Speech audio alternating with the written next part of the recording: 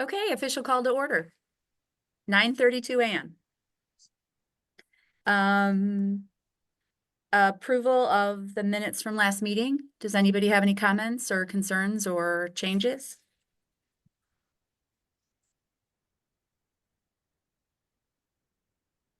I move to approve. That's good enough for me. No, thanks, Dory. I'll second. Thank you. Thank you for the very detailed rundown of all of our interests. I really appreciate it. It was awesome to revisit that. So thank you, Secretary. Okay. I'll give a few moments. If you have additions to the agenda, please let us know. We did have one topic we were going to add from Cheryl about damaged items in rails bins. Thank you.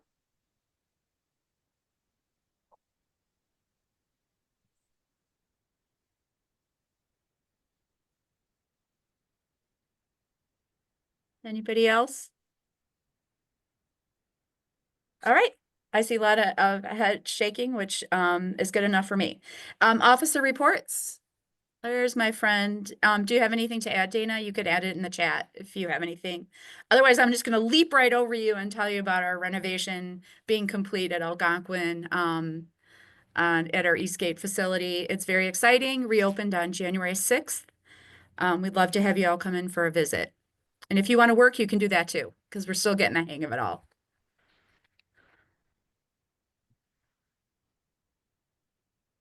I wanted to ask, can anyone hear me now? Yes, absolutely. Yay, Dana's Thank you, back. Belinda. You bet, no problem. Okay. I don't have anything. Janine, do you have anything? No, no, I don't have anything. Okay. We don't have any CCS staff reports or old business, so we could just go into it. Oh, I will actually, I do have a few things for CCS business that I tacked on there, along with slides. So let me share my screen real quick. Oh, before I do that, before I share my screen, since we are in a virtual meeting, we have our online sign-in sheet where to record meeting attendance. So I am going to pop the link in to the sign-in sheet in our chat. I will also email it out to the group after the meeting. So whenever is convenient for you, please just enter your name in by your library. Vernon is now a member, so we have our official line for Vernon in there. And with that, I am going to share my screen.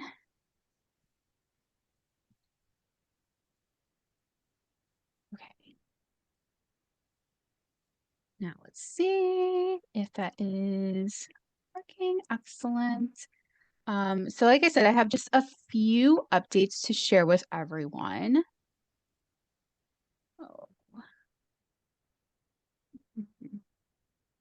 Sorry, I'm getting like everything on my desktop organized right now because it is all that Zoom stuff is just like in the way. So I'm sorry to not set this up properly earlier.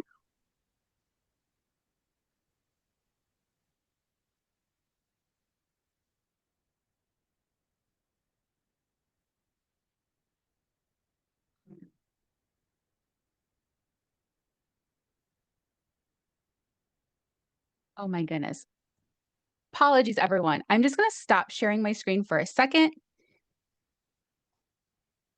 and figure this little thing out, and then I will be back with our updates.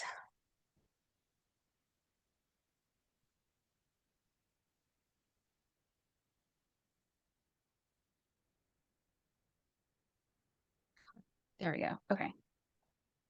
You'd think after like 5 years, I would have this all figured out and resume. Okay. Do you see the slides? Yes. Okay, great. So Just a few updates to share with the group.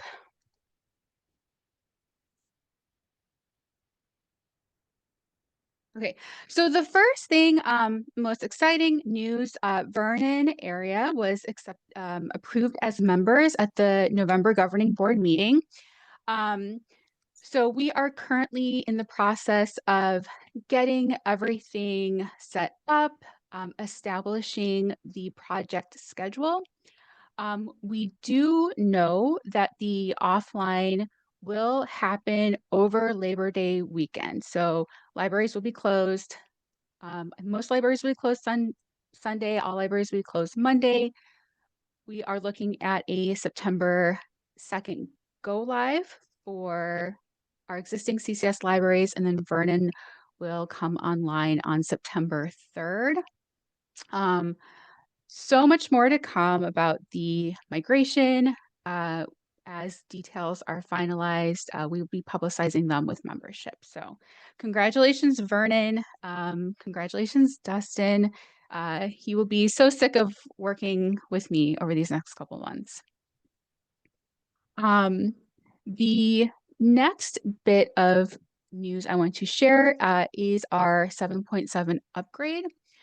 So we upgraded our training database to version 7.7. CCS staff are currently finishing up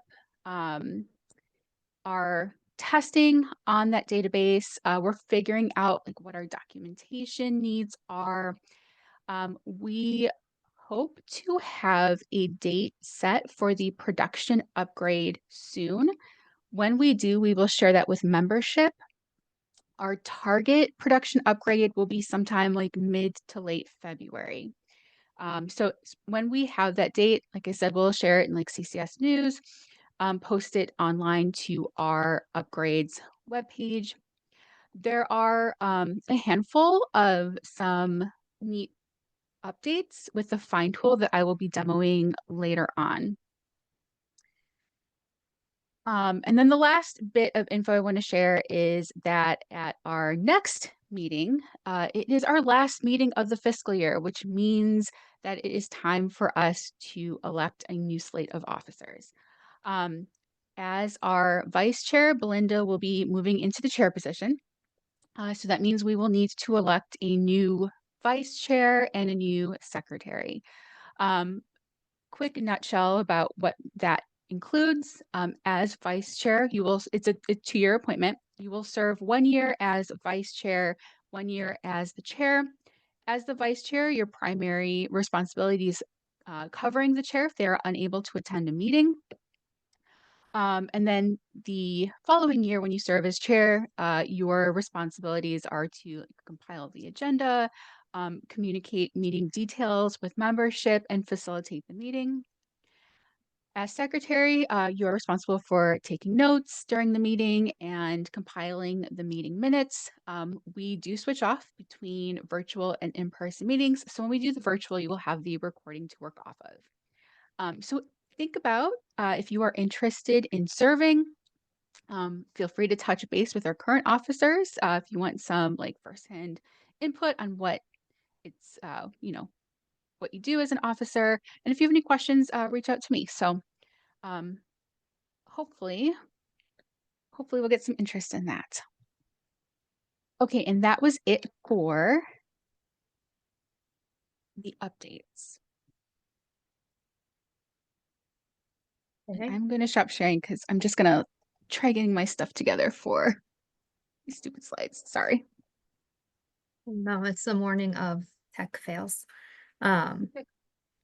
Let's see. So no old business. So we're on to issuing email notices to alternate email addresses. And that is me again. Okay. Just get this set. Okay, I think I am good now.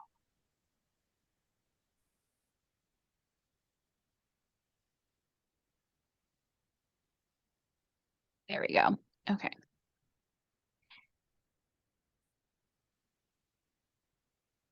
So this, our topic right now, it's an action topic, which means we will be voting to enable a setting that allows us to issue notices to the patron alt email address. Right now, alt email is only used with e-receipts. So it is basically a secondary address. If the patron has an alt email in their record, checkout e-receipts and fine e-receipts will be sent to both the primary and the alt email address. Currently, notices are only sent to the primary address. In terms of the use of alt email, these numbers are from about a week ago. So we have a little over 12,000 patrons who have an alt email in their records. That accounts for 2.12% of our patrons. However, one thing I have found from some of you have reached out saying, this is what I've noticed. Looking at numbers, there are quite a few patrons that have duplicated their email address in both their primary and their alt email. So when we look at people who just have unique addresses in alt email, that brings that number down to 7,817. It does look like a lot of those duplicates were from patrons who use the online registration form through the Power Pack. And we think that they're just confused about what that field is or does. The field was originally labeled as alt period email, which is not super clear. So yesterday afternoon, we did change that to spell out alternate email and then an optional at the end. So hopefully that will cut down on these duplicates moving forward. Now, there is a setting that is available that will now allow us to issue email notices to that alt email address. And our question for you is if we should enable this setting. And to be clear, all this decision is doing is deciding if we want to change the behavior of alt email. It is not a requirement in the slightest to start collecting alt email addresses. So if it is your library's current practice where you only care about the primary, you can keep with that. You don't have to collect the alt email. We did discuss this at the most recent CERC ILL advisory group meeting, and the committee was pretty neutral about the idea. So we are taking it to the wider group without a strong recommendation one way or the other. We will leave it up to libraries to decide if they want to enable this setting. So just looking quickly going through some questions that I have gotten about this setting change. So if we do enable this setting and there is a patron that wishes to only receive e-receipts, we will not be able to scope a single patron to just receive e-receipts at their alt email. This setting change would mean that all patrons with an alt email will get both notices and the e-receipts there. I got a question on if the alt email fails, will it default to print? And the answer I received from Innovative was that it will not default to print because the notice would have gone through for the primary email address. And then just quickly kind of giving you a snapshot of what happens if we do decide to enable this. We would set a future date to enable the settings. I am looking at March 3rd. And that way that will give libraries plenty of time if they want to issue a communication to your patrons who currently have an alt email address. And CCS can share that list of patrons with alt emails We also received confirmation from Innovative that they are able to clean up those patrons that have like the duplicate email. So we wouldn't even have to bother those users. So at this time, I'm going to open it up to the group for questions or discussion. Mieko, I have a question about it. Was an additional report ran since it's the e-receipt on how many of these patrons have an alt email address and opt in for e-receipts? Ooh, I have not looked at those numbers. At least for us, we don't collect the alt email, so it must be something that they put in afterwards online on their own. But I don't even know if our patrons are aware of what its purpose is. And honestly, if they hadn't been getting notices and they didn't elect to put in e-receipts, they might have forgotten they even put it in there as an option at all.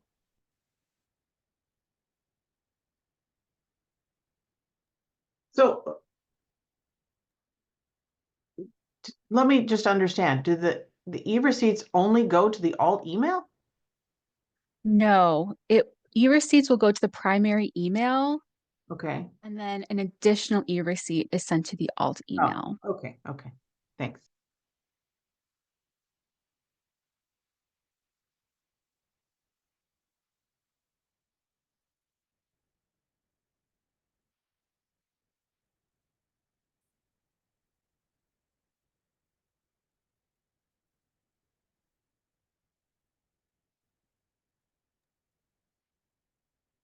Yeah, but did you say that they'll also be receiving the notices to the alt email as well? So like the almost overdue automatic renewal, that will also be delivered to the alt, right? That is correct. Yeah, I'm just wondering because I'm a little confused okay, so we have the feature available. I'm kind of trying to figure out what the advantage of somebody getting both of them is. If there's a reason that it would be, I mean, again, we don't collect them. We put them in a couple of times. We've got the college students. So sometimes we'll see that they have a library card in one of the community. A lot of the Lake Forest College students are from the area. And we might put in the email address from their home library that's different because it's a way for us to remember to contact them if something comes up after they leave school. Because most of them give us their college email address. But it's not, I'm just wondering if what the pro side of doing it is. Yeah, Unless- if someone provides us with 2 email addresses, they want notifications at both. Just Yeah, you I might mean, we're check not one at collecting. work and not check one at home, and you'll be doubly sure that you'll get the notice. Because you One of the can't things get that the we- alternate email through your account on the website. So I guess the assumption is they're putting it there. And I figured they'll complain if they don't want both.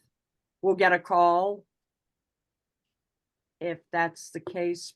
I don't know. I Yeah. just wasn't sure what the plus side of having it done is. Mhm. Why not just give Um, me the other email then? And there are a couple comments that have come through speaking to that. So Anastasia commented it can help with children, so both parents can get notices, or sometimes I for see. Yeah. elderly patrons that have caregivers. It can Well, also help with another- patrons. Yeah, Yeah, another Karen, thing go that ahead. we have is that, we give teacher cards and they usually put their school email address in there, and we've had some issues if they've left the school, but still have materials out, then we don't have a way to get a hold of them. So we always use their own email, like for the teacher cards. That's also another thing that it could be helpful with. Okay, yeah, like the college students for us, another way to reach them with an email that might be passed. Okay, yeah, I was just wondering. I don't have a problem with it going to both. And nobody here seemed to. Like I said, if somebody's really not happy or accidentally put something in on the website and didn't realize what they were doing, it's so easy to fix it. Yeah, correct. You could, yeah, just delete that from the record.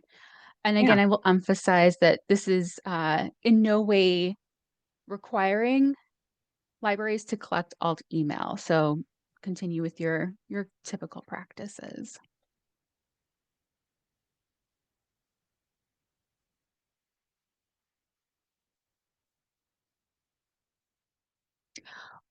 Thank you, Deborah. Deborah ran some stats on Carrie's question. It looks like there are about 4,500 patrons that have an alt email and have email receipts enabled.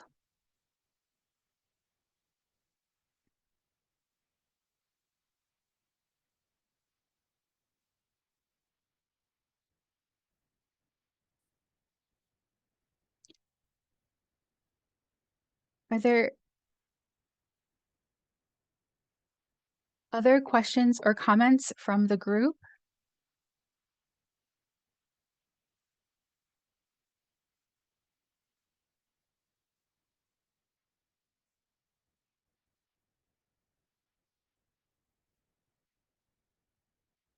Hearing none, does the group feel ready to vote?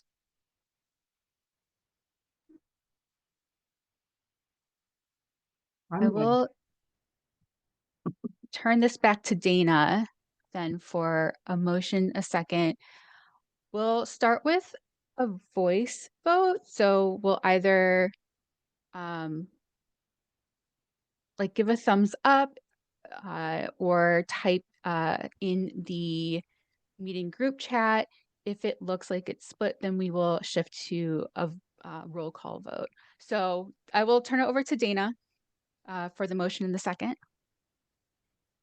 Okay, can I get a motion to, oh, look, Danny's already there.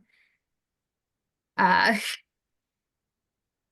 looks like yes, yes, yes. I love I'll finish. how, okay, well, we We'll still do need a a voice vote. motion and a second, yeah. I Okay, yeah, can I motion, get, I motion to begin issuing email notices to alt email addresses. I thank second. you. Okay, It's who seconded? Michelle from Displays. Oh, hey, Michelle. Hey. And then if you haven't yet, go ahead and enter your vote into the chat.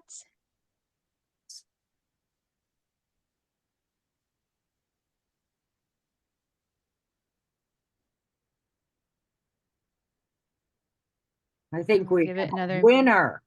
Yeah. I don't see any no's. So, yep, guess that passes. Woohoo. Excellent. I think we will stick with March 3rd. I want to make sure libraries have plenty of time to reach out to their patrons if they want, not required to let them know about the change. So next week, I will get a list together for each library of your patrons that have unique emails in the alt email field and share that. I will share that out. Okay.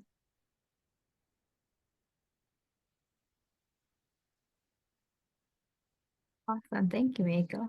Okay. Yeah. If that's all for that, we can move on to the presentation of the 7.7 patron soft block suppression option. Ooh. Share my screen again.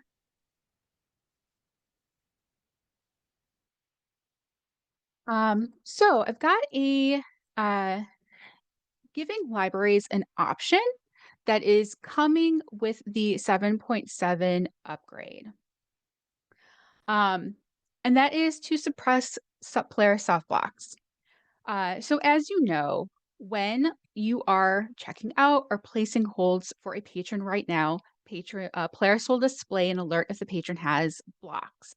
And this can include both hard blocks, and those are the conditions that stop circulation, and soft blocks. And those are the things that act as alerts for things like holds that are ready for pickup or minor fees under the patron's max fee threshold. So the new feature in 7.7 allows us to suppress those soft blocks. And the nice thing is the setting exists at the branch level. So libraries can decide individually if they want to suppress those soft block alerts. And in addition to that, it allows you to pick and choose which ones you want to submit. So if this is enabled, staff at your location will not see one or more of the following soft blocks. So the options we have to suppress include the money owed alert. So again, the patron owes money, but not enough to be blocked. The patron has a held item. So you have an item at hold at your location or another location. And this one I think is so rarely used. I don't believe anyone has really come across this block, but there is an on-read message block. I don't know if anyone has explored this little feature. In Leap, there is a way to publish a message to an individual patron's PAC account. And then the patron has to like go into their PAC My account, click on you've got new messages, click on view message. If the patron does not like click in to view the message, Leap displays this on-read message in the PAC for staff. So again, it's a very rarely, if any, used feature. So again, we libraries are able to decide to choose individually if they want to suppress any of those soft blocks, and they can pick and choose which ones. I have heard from libraries that they like seeing those alerts because it allows them to like communicate with the patron. So completely optional. So again, we will likely be upgrading to 7.7 near the end of February, at which point like we would be able to activate this setting. So if you do want to like check things out, I have activated this setting for all locations in Training Leap. So you can go in, you can like open up practice checking out to users that have, held items or owe those like minor fees. If you decide you do want to enable this, all you need to do is open a help desk ticket. Let us know you want to suppress soft blocks in production once we upgrade, and if so, which ones.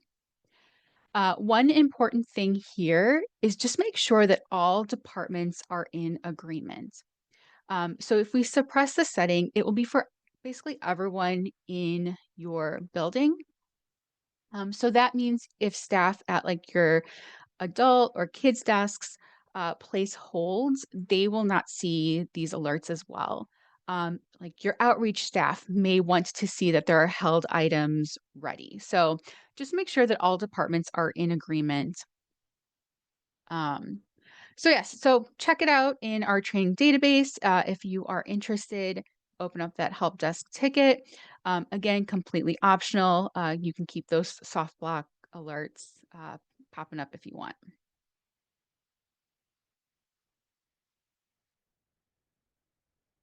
So if there's any question, if you have any questions, I'm happy to take them now. Otherwise, that's all I've got for soft block suppression.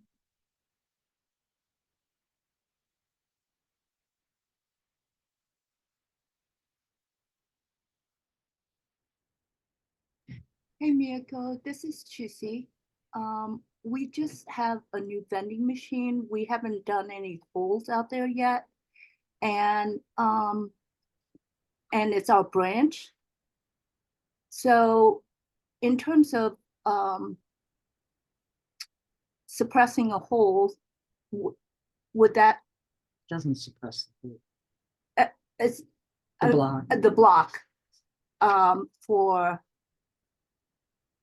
our staff who's here? Let's say a patron calls up and says something about a hold. I think I'm just trying to think having that red notice might be helpful because now that we just started a branch, that it might help us identify which hole. Right. Yeah, I can definitely see that with the libraries that have kind of like those peripheral pickup locations, like a vending machine or the lockers. Having those alerts might be helpful. Yeah. Okay.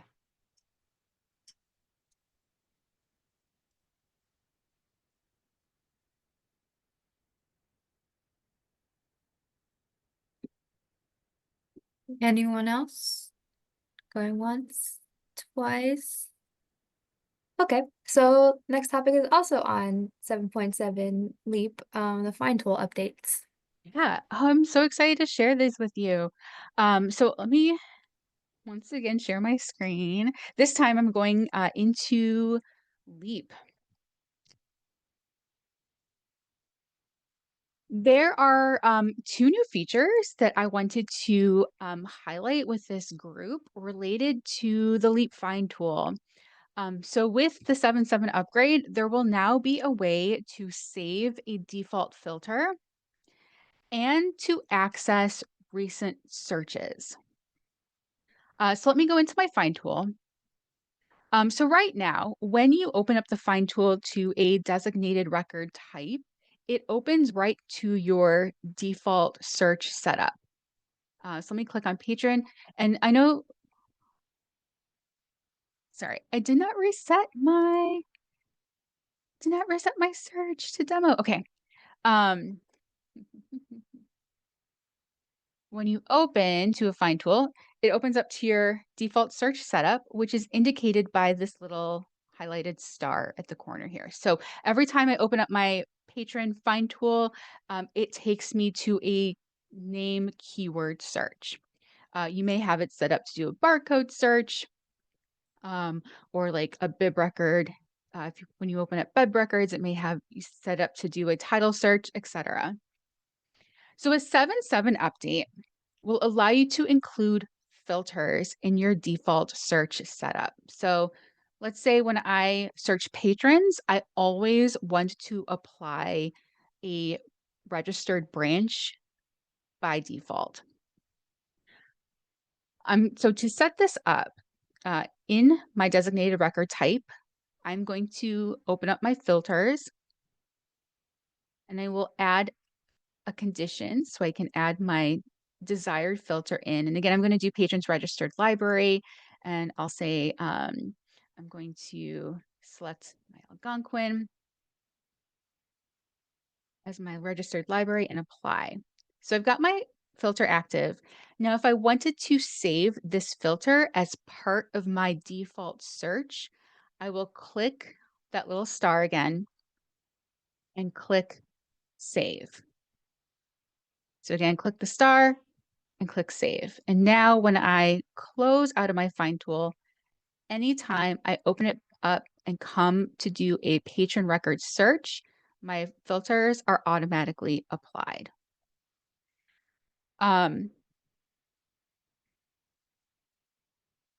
So just and you can have filters, like a default filter for each record type. So you can have a default filter for patron, but not one for bib or vice versa. So when I open up my Find tool, do a search, it's going to automatically apply my filters. So if you do have automatically applied filters, one thing you'll just have to be aware of is if you want to remove those filters, you will then have to go through that process of like clicking into the filters and removing the condition and applying and relaunching the search. There's one other thing in here with these default filters that I want to highlight. So I'm just going to open up one of my test cards. I will say, anyone watching the recording, you will likely see all this patron blurred out. So I apologize that for those watching the recording, you're not able to completely follow along here. If I open up a record and then I decide like not the record for me, I need to go back to my results list. One thing you will find with those default filters is that anytime you return back to the Find tool, it's like opening up a fresh Find tool. So it's going to reapply your default filters. Now this takes me to the next new feature in the Find tool, which is accessing your recent searches. You will see I now have another icon at the end of my search bar. You hover over it, it will give a little tag of recent. So clicking here will list the last 100 searches that you've done during your LEAP session. It is in Power Search language, so it may take a little bit of time just to kind of understand what the different codes mean. But here, if you look at my recent searches, you can see that I have one search that was just my name term, and then one search where it applied what is the patron's library. So it applied that filter. So if I do come back into my Find tool and I find that like my filters are reset, I want to go back to the search I previously had, I can just open up my recent search and click on the search that I recently did. It'll bring everything up, including applying whatever filters you had active or did not have active. One of the cool things about the recent history is that it will stay active until you log out of LEAP. So even if you're closing up the Find tool and coming back in, let me go back to Patron, I still have access to my searches even if I close out of the Find tool. So again, you will see those recent searches listed there until you log out of LEAP.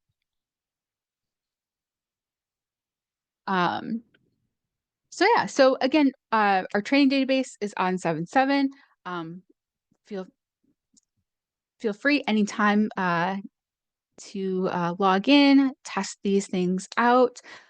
We will be working on some documentation that we hope to have up and available before, let's say like, I think our target date is like sometime in March.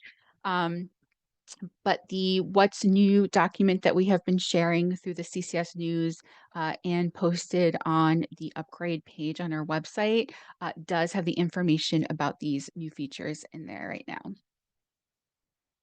So yeah, so I hope staff are excited about those.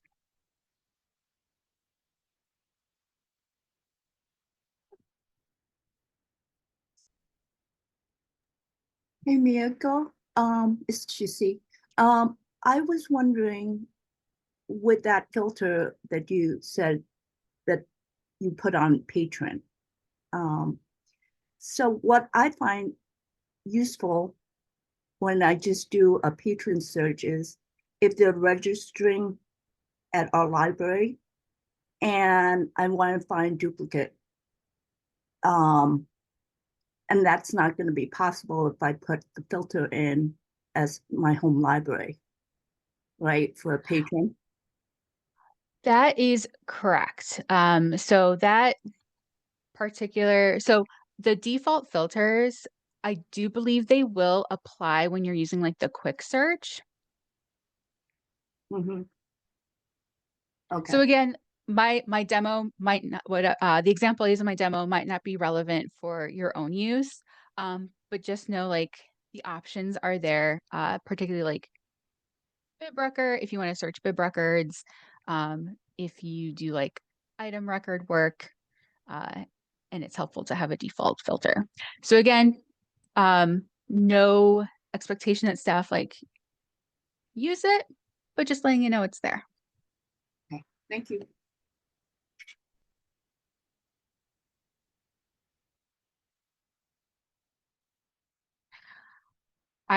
Yeah, I agree, Dana. Like I'm so excited having the recent searches. Yeah, no more retyping something like 10 times.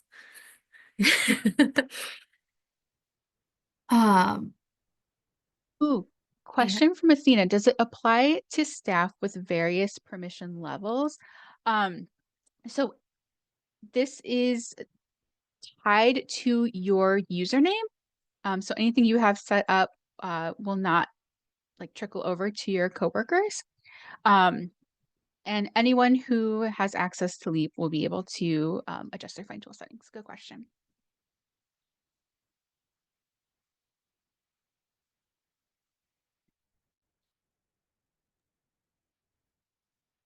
Any other questions before we move?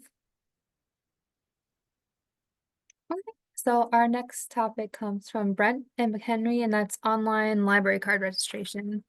So if you saw the agenda, I'm just gonna ask all the questions and we can take it one by one. So which libraries offer them? What service do you use? And what's your workflow for validating patrons and issuing cards? And Brent, feel free to add anything that I might have missed. And thank you, Dana. All right, I'll jump up because we start with A. So at Algonquin Library, we do have online card registration. People register through the PAC, but not through the PAC. Like we have an application that people fill in and it goes to an email, a staff email for circulation or customer service in this case. And then we fill out an application for them, make sure they're in our district, those kind of things. We issue them for 30 days. Now we've had these for pre-COVID, but then during COVID, this became a really popular service to offer to folks. So you'd get 30 days. You could use our digital things right away. But you cannot check out until you come in the building. So there was no, threat of being of theft because they couldn't really check anything out. So they're valid for 30 days, and then folks have to come in with our standard photo ID, proof of address, and get their for real card. They would get the card number in the email, but again, it's only good for 30 days and for electronic things. Anything else, Apisra, that we could add to that? I think that's it, right? Mount Prospect system is pretty much the same with like a little bit of nuance. But they register through the PAC. We issue them a Mount Prospect temporary card. And then they have to come in to get their permanent card. Explain. Oh, I'm sorry, Michelle. No, go ahead, go ahead. We do the same, the only, since we have three very close neighboring libraries, the email that I send back to the patron, I have a few form letters and I'll tell them, no, your library is Mount Prospect or Arlington Heights, and then I direct them to their website and then I go in and delete the PAC reg. Displays is pretty similar, but we don't do it through the PAC. We actually have a form on our website. And then we get an email, and I have a staff member who is in charge of creating those cards or getting back to the patron and saying, oh, your library's Niles, your library's Mount Prospect, etc. Our cards are digital only, because again, they have to come in, show ID before they can check out actual physical materials. It's not a 30-day, it's just like everything else. So, if it's not used within the 3 years, it's just gonna go away. But it's been very, very popular. We get I don't know, at least 20 a week signed up this way. Belinda, I see your question Anastasia. Question 2, Belinda.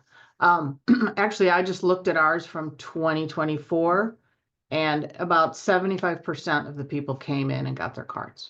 And we do follow up with a phone call if they haven't come in 30 days. That's a really good conversion rate. Yeah. And I will say it wasn't always this great.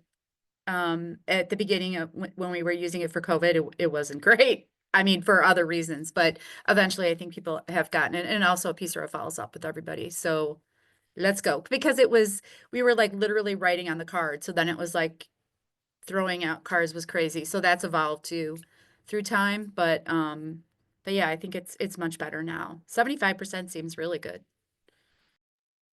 The Fox River Valley Libraries just started being more proactive on it. Anne at Prospect Heights was a huge help. She shared her templates with us because we were not actively reaching out. And so now for the moment, it's just me, but I send them an email saying like, here you go. Here's your real card number, pick it up. I give them an option to pick it up at Randall Oaks, which we get a lot of folks saying they want to do that. And I know Janine put in the chat, they use a different template depending on the situation. Same, we're in the corner pocket of CCS. So we get a lot of folks from Elgin, from Pingree Grove that aren't in CCS just to be like, hey, you did this, you need to go here first before you can start using these resources. Kind of another way to reach out and say, hey, you checked out something with the e-content. You can't if you're a reciprocal borrower, sorry about that. Just giving them a point of contact. And it also lets me touch base if they have an existing card. That's like, you're already in here, just come on in.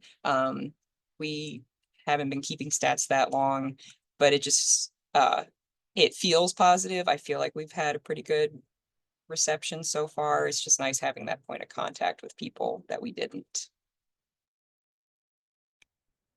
At Northbrook, when we do NACOA, we will mail out the library cards to patrons who we've confirmed their address. So that's a way, so those that did not come in previously for their card after 30 days, because we have residential or non-resident fee cards, we do not give our patrons access to e-resources until they actually get a physical card with us.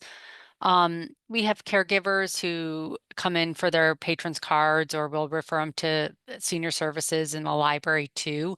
If someone is homebound, we listen to the situation to determine if we should mail a card out to the house. If not, we ask them to come into the house or into the library. But we have templates just like Anne does. And we let them know what the price of their fee card would be as well, so that they're not kind of sticker shocked when they come in, or refer, because we have a boundary line with Glenview, to refer to Glenview. There was a comment that came in from Athena. Niles uses an online form that goes directly to staff email. They issue a fully valid card. They get an email with their card number, and then they mail the card to verify the address. If it comes back, they will block the card with a note. If it doesn't come back, then we assume that is the correct address.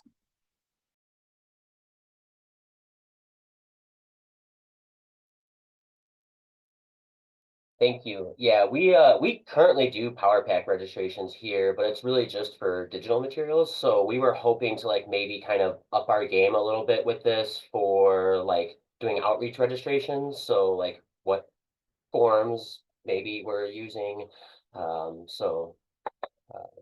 Thank you guys for all that information. It's really, really great, actually.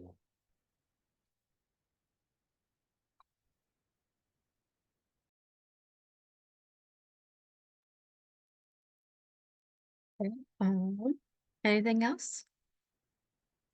Okay, so our next topic comes from Carrie in Fox River Valley, and that is for what are the best practices of the library of circulating bootleg materials? And Carrie, feel free to add anything. Yeah, I know this question is undoubtedly better for like the acquisition tech group, but I'm not a member of that one, so you guys get it instead. It's also because I have selection duties for our library, so I see it a little more obviously for DVDs. And I just wanted to know, is it too forward to just be like, hey, this isn't real?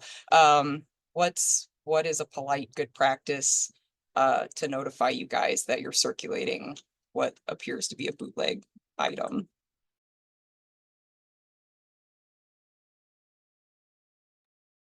Harry, what do you mean, like a fake DVD? Yeah, like the one that's most recent is we did an OCLC request for The Only Murders in the Building. That's not real. Like that doesn't exist on DVD in a legitimate form. And it's not CCS, but this isn't a new question, but yeah, DVDs is the one I see the most. Bootleg book seems less likely.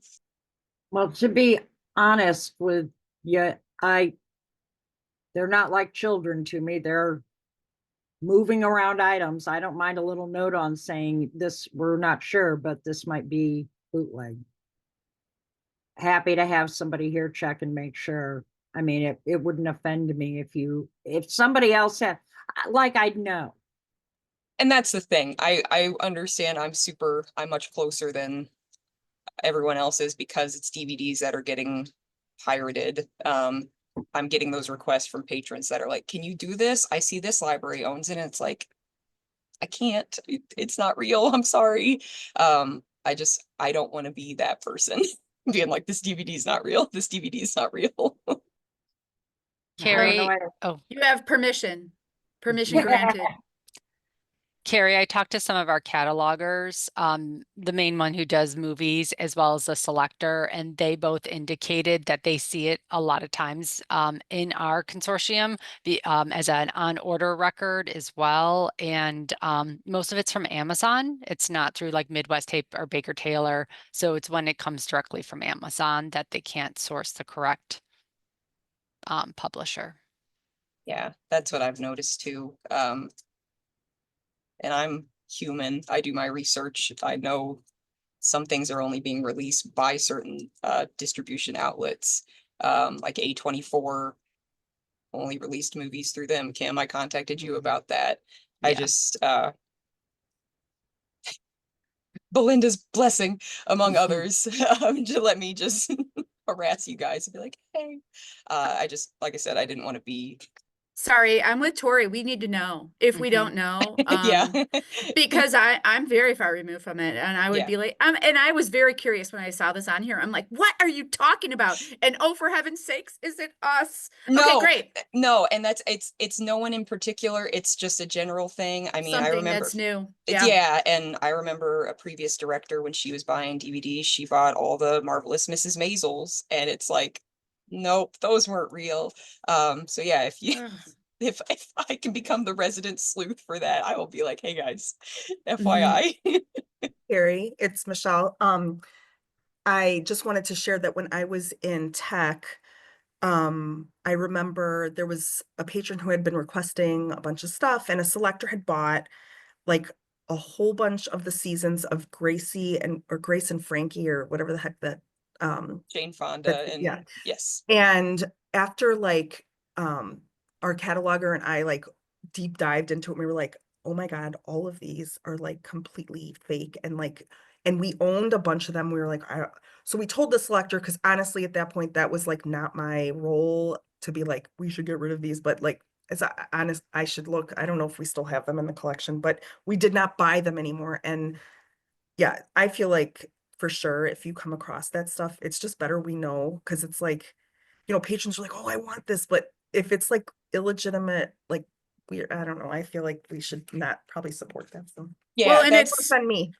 it's the patron experience. I mean, you're kind of helping us diagnose a problem, but if patrons are seeing it and they're good at snooping it out, I can't believe they get ahead of us on the hold list. But anyways, story for another time. But yeah, I would definitely want to know 100%. Thanks, Carrie, for taking over that. We'll put you.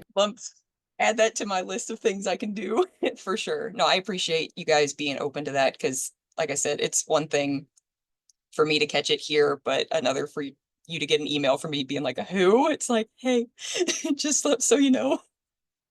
You can start any email with Belinda said, because that's what everybody does here anyway. Belinda said I can do this. Cool. Well, that was the crux of my question. How So thank about you guys. the Yeah. people cataloging the materials? Shouldn't they kind of like not catalog that stuff?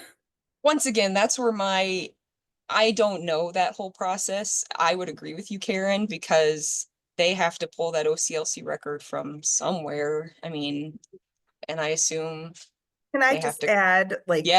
again, from being in that piece of it before, it's kind of like a lot of people's eyeballs need to kind of be on it. Like the selector needs to be like paying attention, like, oh, is this like legitimate?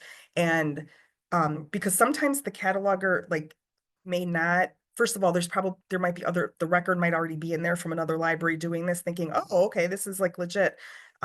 So I feel like if everybody's kind of paying attention, at least from the selector, the cataloger, and now from Circ, we'll somehow catch this somewhere. But no, Karen, not being in acquisitions, not being in tech services, that's my kind of thought too, because they have to pull that record, they have to check to see, but yeah, I'm with Michelle, it's more eyeballs, the better. Just because there's a lot of things that are doing a really good job at looking real, and Belinda's right, it's the patron experience. Because we're not going to test those out once we get them. We don't know what the quality is on that DVD. We don't know that that's actually on the DVD, and that's not something you want to troubleshoot after the fact. Well, and the thing, will you let that item go out to a patron or and like say this is really not a legitimate thing, or do you just like kind of like, yeah, what do you do? Tell the patrons. I think we, at least when it was here, we just placed the holds on all the things and then just removed them for the database. I don't even know that we notified the patrons that they were sus. I think we just were like, we don't have this anymore. And then if they asked, it's because this wasn't a legitimate copy. Yeah.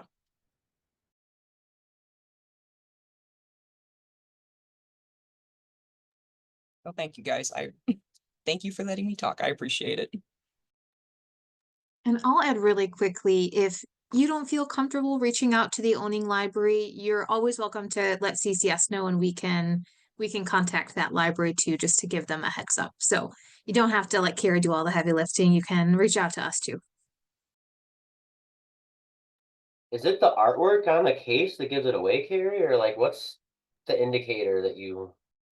Sometimes that is a good indicator, but honestly, the biggest thing is it available through like a reputable resource? Like Amazon, unfortunately, is no longer really a reputable resource for new releases. It's the boring story of this is it's unfortunate that a lot of movies aren't even getting released to DVD. And so a lot of patrons don't understand that. And they're like, this was on Hulu. Like, why can't I watch this? This library has it. And so just trying to find out, is the streaming company releasing it officially? Is Midwest Tape releasing it officially? Those are really the biggest indicators that this seems like somebody kind of went into business for themselves and is just passing this off as a real thing.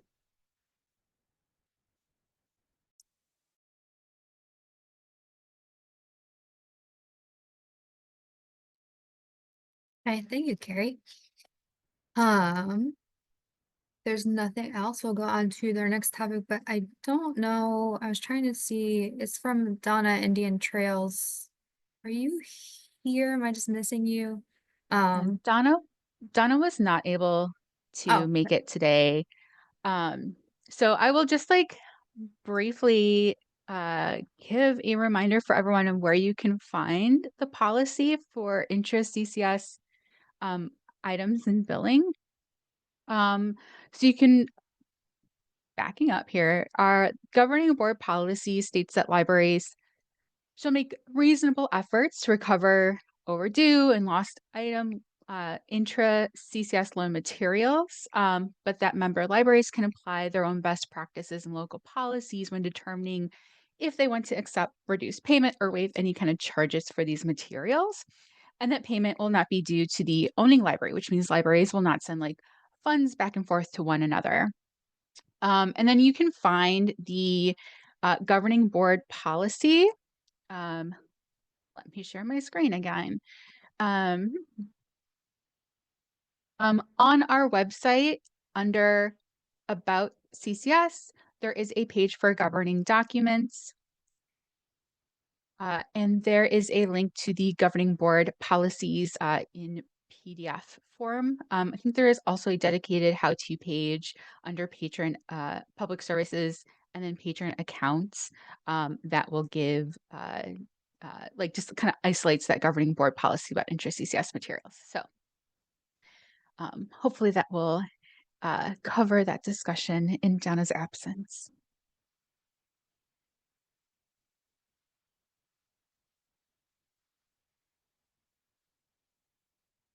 perfect. Thank you, Miko.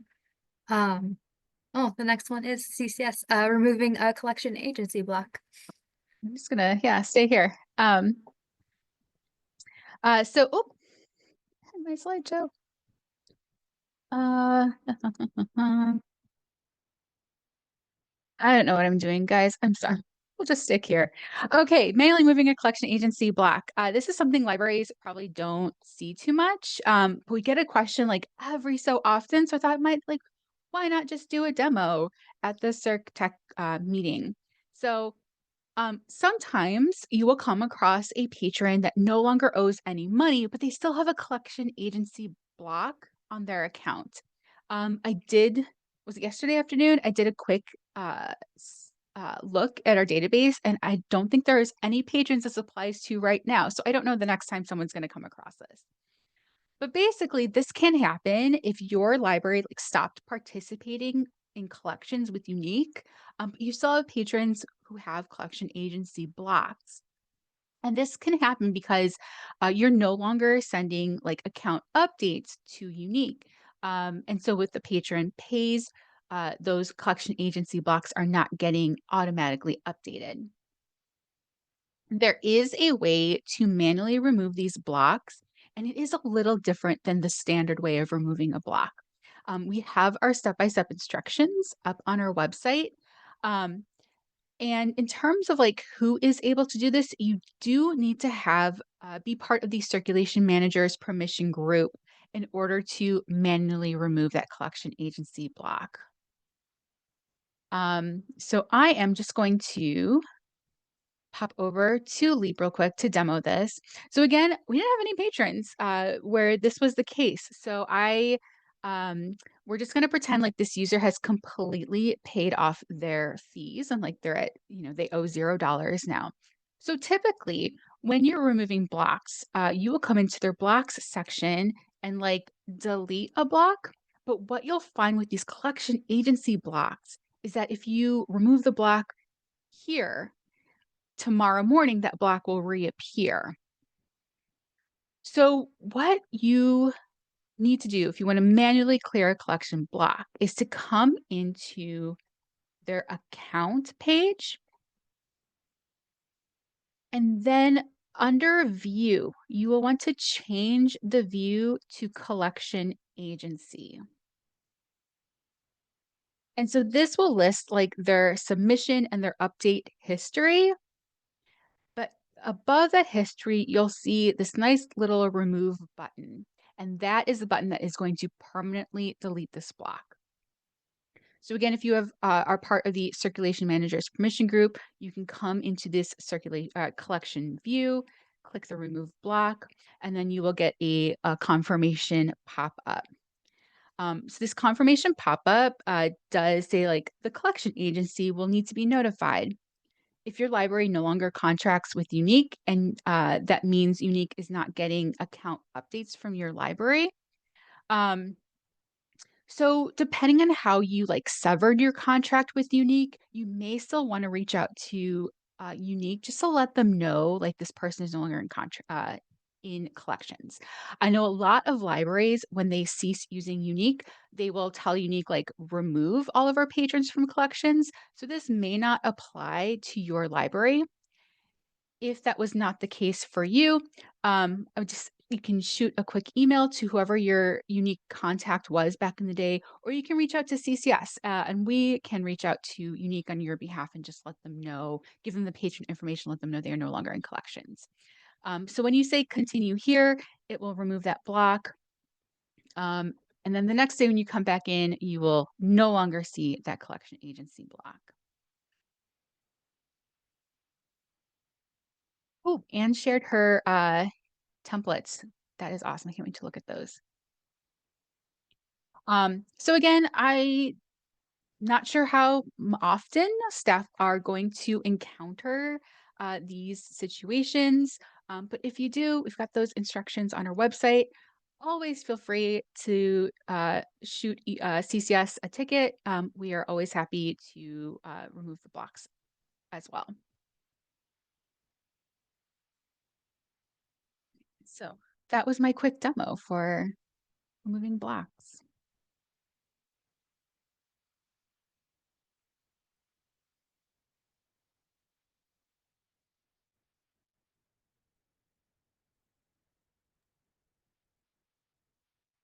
Okay, if there's no comments or questions, we can keep moving on. We're just flying through this agenda. Let's see. We're on L2 input discussion for, should I just go through all the topics again? Let's go. Yeah. Yeah, sure.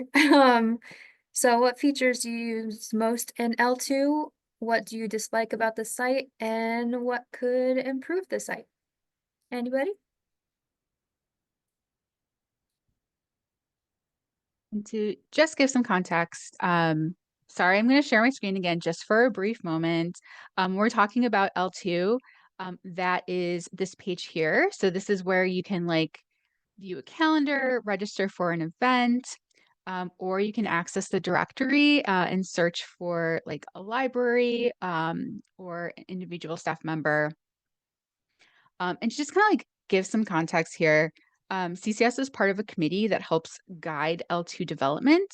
And the committee is starting to think about what to prioritize for the coming year. So very interested in hearing like what you don't like about the site and what would make it better so we can help communicate that to the developers.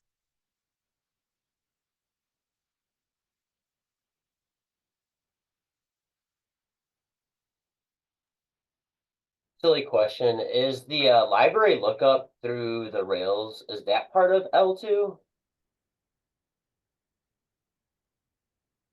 That is not a silly question. The We pretty library lookup effectively- through Rails. I'm going to go on the Rails site because I'm trying to picture this.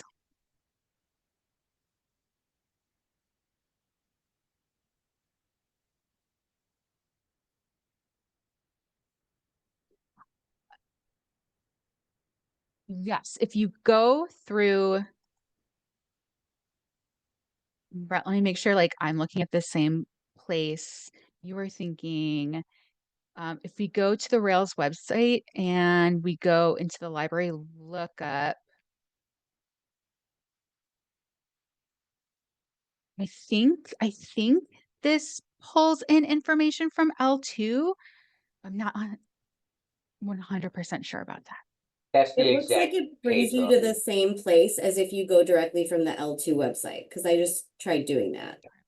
And I was gonna say, I probably use L2 more by being directed there from something else. Like I get there through Rails because I'm looking something up, or I get there through the CCS landing page because it links me to the meeting or whatever. I don't very often use L2 directly for anything. Personally. The biggest thing that I find myself using on it is more non-CCS ILL when trying to find ILDS stops. That's a super nice resource if we don't happen to have that, because sometimes it's hard to parse in the OCLC request who specifically this is going to. I know a few folks, Cheryl said, use it for registering for programs. I think my biggest beef, if I remember this correctly, is you can't add a program that you registered to your calendar after you registered for it. You can only do it beforehand on that landing page, which just seems funny to me.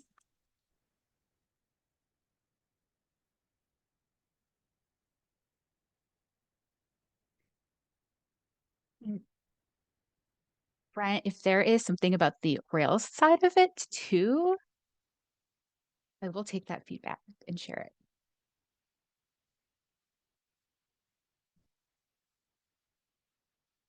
it. Hey, Diego, maybe this would be relevant too, is, with us doing Find More Illinois and, how is everybody deal with that as well? I just wanted to add that onto the agenda, which made me think of it when you guys started to mention Rails.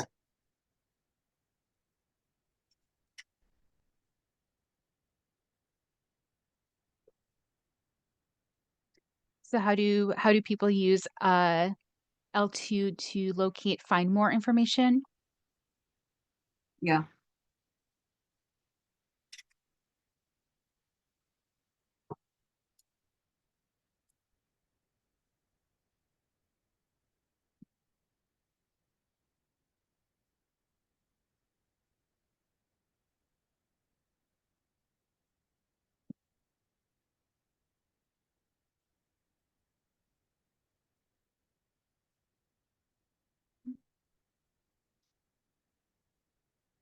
Any other pain points about L2?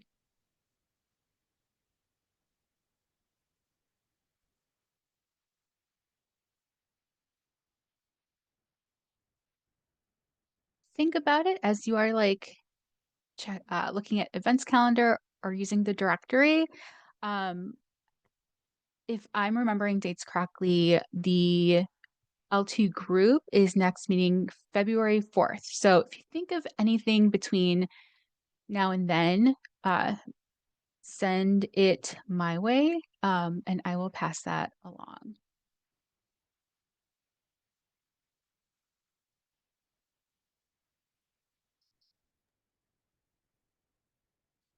And then we are on to the last topic, which Cheryl, apologies for not getting it into the agenda.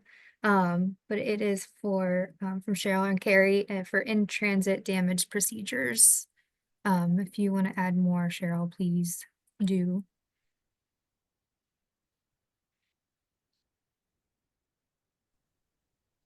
Hi, yes. I was wondering, because as I looked it up in the procedures, I looked a lot of different places and nothing ever tells you like what status you keep an item in when it wasn't damaged in the rails bin because, and nothing else is damaged. So it was damaged from the other library. So it says it's in transit. Do I leave it in transit? Do I change it to like unavailable? Like what do people normally do while you're waiting for the library to decide what they're doing about the item?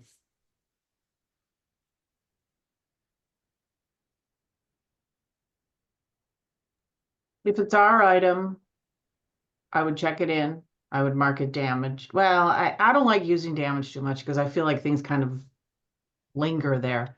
So I try to take action and either it's withdrawn or if it's damaged and can be fixed, then I will send it to repair. Is that a category? I can't even recall. Yes. Yeah, so I would more likely put it in repair if it can be repaired, or withdraw it. If it's in other libraries, well, I wait to hear back from them. But I think I would check it in, and it doesn't happen very often, really, with another libraries. I don't know what I do. Sorry. We would mark it if it comes to us and it's our, like, comes from another library back to us and it's our item, mark it for repair, just like Ann said. But if it's sitting in transit and it's like for a patron's hold who's now been waiting for it, I would check it into an internal card and just keep it on my desk until the library decides, so that patron goes top of the line for the next available hold. So we have an internal card, MBK Circ. It gets checked out to it for any problem items. And if it's like missing a disc and we're waiting for the other library or whatever it may be. So that way we're notified if we forgot about it and it's on our missing mismatch shelf or something like that in that time period as well. So it's got a place it lives until that point. Okay. We also do it that way too, where we have an internal account that we check those things out too. Either to, so the whole, if it's for a hold, then the hold will be filled by another available item. And then we can contact the library or send it back to the library if there's something missing or if there's a binding problem. I think we have some playaways where the battery exploded in it. So, we'll just send it back to the library with how it came to us. And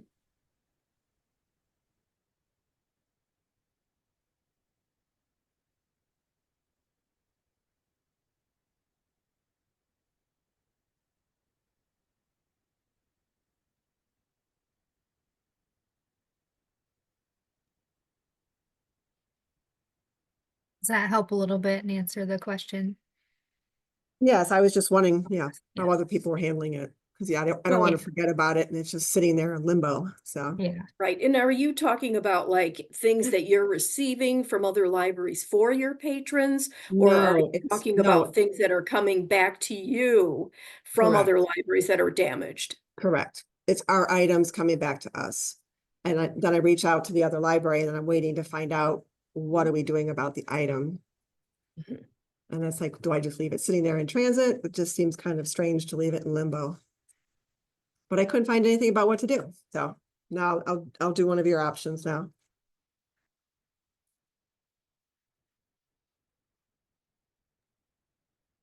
Okay. If nobody has anything else, our next meeting's on April 11th and it's in person at CCS. Think about being an officer. It's not too much work. It's pretty fun. It's good to work with Mieko. So yeah, anything else? Can I get a motion to adjourn?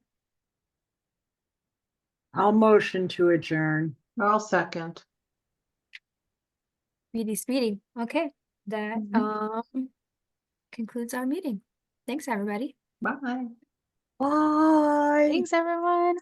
Thank you. Bye. So this